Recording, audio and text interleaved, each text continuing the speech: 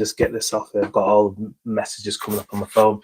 So I thought I would do a live here on YouTube, and thank you very much for watching this video. I am talking about my awesome book, Practice Makes a Master. The reason why I'm showing up and talking about this book is it's something that I kept in the background. Super proud of it, super happy about it, but I didn't really do much talking about it, if anything at all. I'll let the ads run in the background for itself, but I didn't physically show up for it. And this is something that I set my intention that I'm going to do for 2026 now, because it is a book that is worth sharing and it's worth talking about. The reason why I created this book, Practice Makes a Master, is it's a doing book. It's a book that helps you to create, be aware, and unlock the awesomeness within yourself. It's a really, really easy read. It's 12 chapters. It's 12 quests. What does that actually mean? Let's go dive in right now. So what I mean by the 12 chapters, 12 quests is, let's just go and talk about the chapters first of all. Let me just bring it up. So the first chapter is The Journey to Mastery Begins. That is talking about small, deliberate things every day that will compound, excuse me. So the more that you do something, the easier it becomes, because first you've got the motivation, and then that motivation turns into kind of a ritual, and then that ritual will turn into discipline.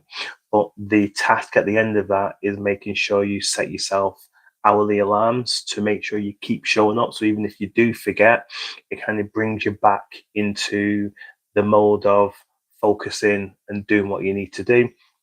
Chapter 2 is Strangled at Birth. That's a really, really interesting chapter, and it's a personal story of mine in there as well. So it's something that may resonate to a lot of people, and it's about just being in the situations where you cannot overcome, and you just have to kind of surrender to that situation because it's beyond your control. Chapter 3 is Perceptual Diversity.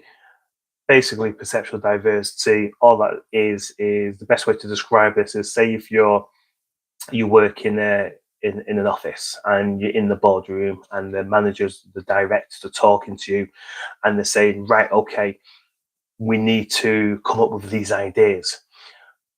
And normally when you're in a office environment, the ideas don't flow. So perceptual diversity is when, let's say you're driving in the car, you're having a shower, and you're jogging, you're in the gym, ideas start coming to you. So the easiest way to describe perceptual diversity is taking your mind into a different state, into a different area, and then you come into the flow state, and the ideas basically come to you. So I actually love that chapter in this book, Practice Makes the Master. And then we've got chapter 4, which is the light bulb moment. Again, personal story in this book as well, where I was talking to my sister, and when I was talking to my sister, when I was actually creating this book, I literally felt a ping like in my head come and like light up, almost like a light bulb, thinking, yeah, you need to create this book. So this is the reason why I'm showing up now, because I have been quite quiet talking, well, not even talking about this book, just posting about it in stills and having ads run in the background. But now I feel it's the right time to be more vocal about why this book is so flipping awesome and why you should check it out. And also, if you a bit thinking, I'm not too sure about this book, and I don't want to purchase it, you can get the first chapter for free anyway. You just go onto my website, practicemakesamaster.com, and then you can read the first chapter for free. And also, you can, on my website, you can literally interact with the chatbot on there, Arnold, where I've downloaded a lot of my thoughts, my wisdom, the reasons why I wrote this book as well. So you can literally have a conversation with that, and it can help you level up. And obviously it will direct you to this book, because ultimately what I'm looking for people to do is unlock the awesomeness within them. And it is such a simple, easy read. The reason and what I like in this book too, in terms of the size, you can see it's not a huge book, so you can read it in bite-sized chunks and you can finish it within a reasonable amount of time. But there is a catch. That's what I just said about finishing it. This isn't a book just to read, put down, and get on with your day. It's a book to study. It's a book to learn about, because there's information on here on how to be more one with money. It's how to create more luck. That is the one that a lot of people love in here, because obviously what do people want? They want more luck within their life, and they want more financial abundance.